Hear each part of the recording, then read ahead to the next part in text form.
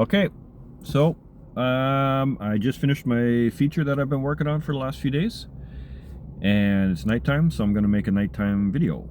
But that's okay because it's October, so it'll be a little bit of a spooky video. Ooh. No, it won't be very spooky. But I finished the feature. So what I do, I have a crypto trading bot that looks at liquidity pools on dexes on these networks like Ethereum and Binance Smart Chain, and there's a lot of different, well, there's not a million, but there's a lot of different networks that you can look at. So what these dexes are their contracts that are used to create exchanges on the network. So normally what would happen is if you have like a cryptocurrency, it's on a network, you would use an exchange and the exchange isn't doing it on a network, it's kind of fibbing it in the background and it's holding on to your tokens, and then has a program to manage swaps and all that, but then they kind of own your token, so if anything happens to the exchange, you're in trouble and you lose it. So what DEXs do is they allow these exchanges to exist solely on the network and be managed by contracts. So it's not these kind of other types of exchanges. It's purely contract driven. So it's really neat. And it's amazing if you're into like data and stuff like that. It's really fun to play around with. So these liquidity pools, you can put in liquidity and earn fees. But if the price drops or moves too much, then you'll lose. So what you're kind of hoping for is enough fees to cover your losses, and that's the goal.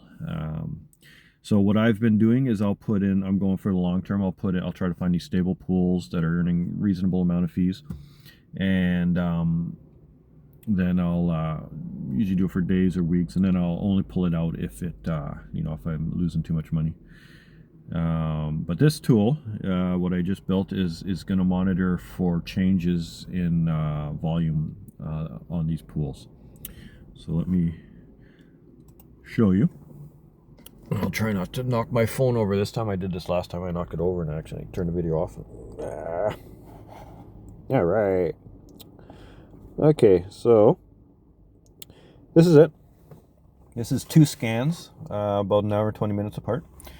And what I did was I used an API, ran a scan on a router contract, and it got a list of transactions that have been done through that router over the last over a 20-minute period.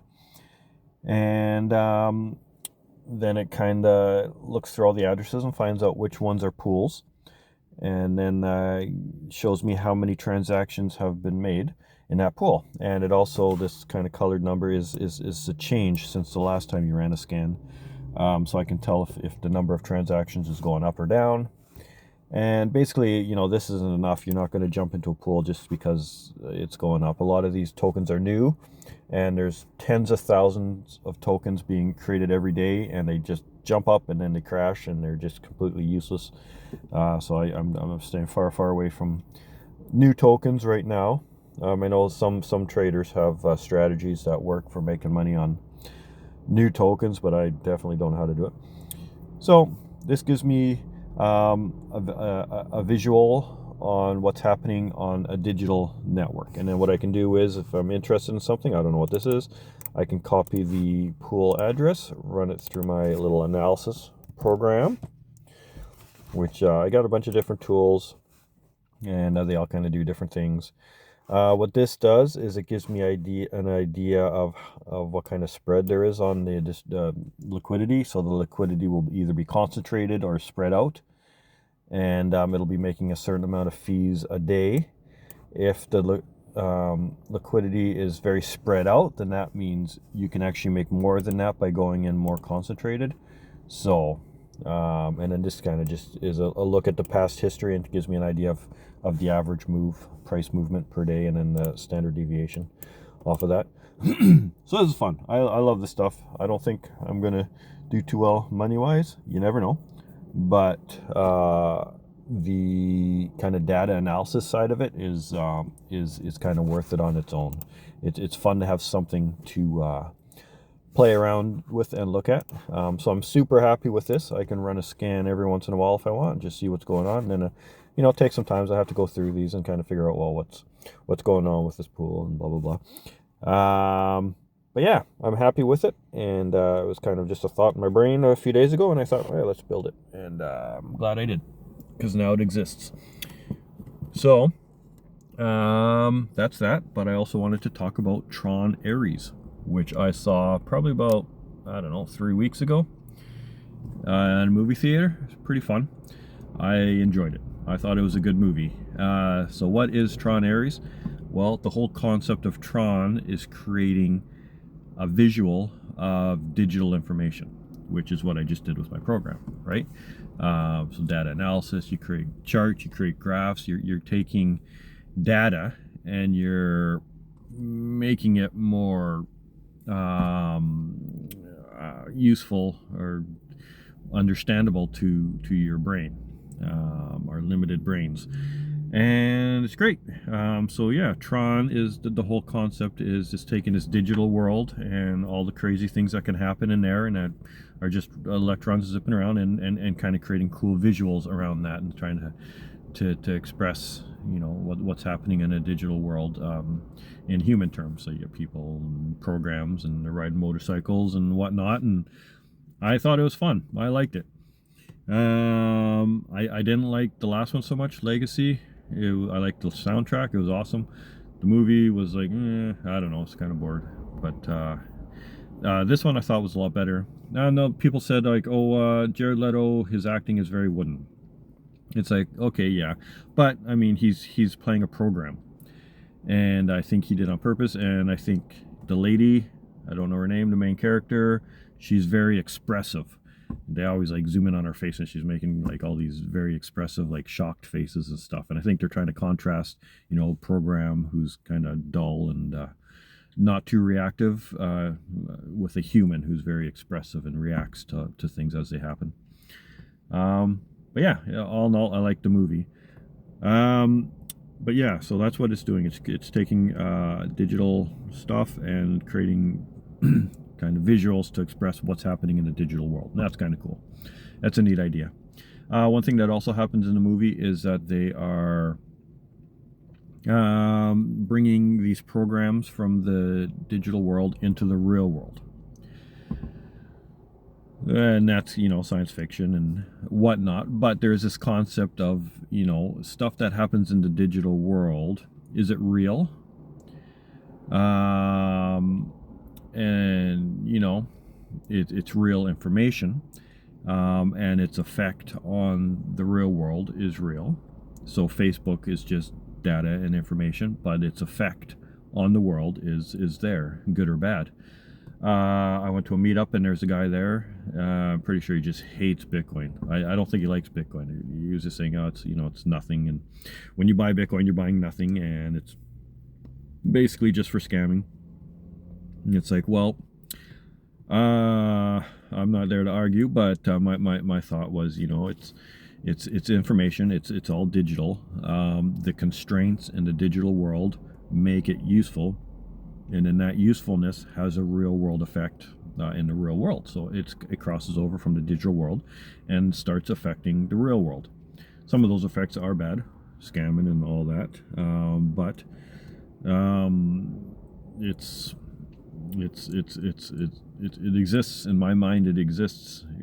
Those constraints are real, and then its effect on the world is real. So yeah. Now, getting back to just kind of showing data, visualizing data, making visuals that help you understand it. My favorite website, and I'm sure most people know about it, is windy.com. I mean, it's not my favorite, but it's awesome. So I'll bring you back down here for a little bit. So this is data, a visual created using data from prediction. I don't know what they call them.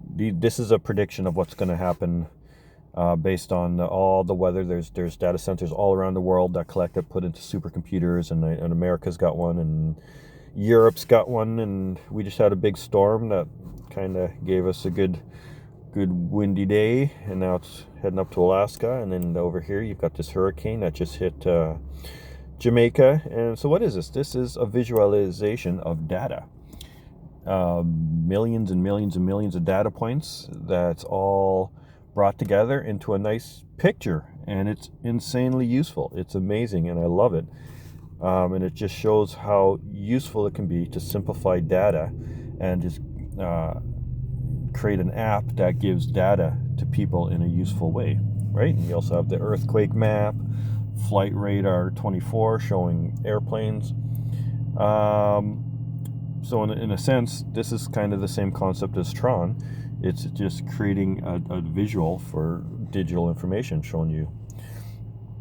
I mean, yeah, this is kind of the real world, but it's not. It's data from data points that are collected through weather stations to give us an idea of what's happening in the real world. Oop, that's the North Pole or whatever. So yeah, anyways, you know, data is interesting, data is useful, and if you can express data in useful ways, then you can make it very, very useful for people to help them understand the world in different ways. But yeah, so I'm happy with my program. I'm happy with my new tool, and I'm gonna probably spend some time tomorrow using it, keeping an eye on stuff. And then it's a lot of work. You got to kind of go through every pull and be like, oh, okay, what's it? Avoid the new ones and whatnot. But yeah, and I am still thinking of going to school, so you know, data analytics or whatever is an option, and I could do the first year and then kind of move into that later. I'm kind of interested in Python, and that's a very big thing with data analytics. Is Python, and then a lot of AI also is done in Python. So Python's pretty cool. But I work mostly with JavaScript, but I could get into Python if there's a reason to. And I think that's it. I'm going to make a video on AI eventually, and but right now I'm just going to be talking about data. But yeah, so goodbye.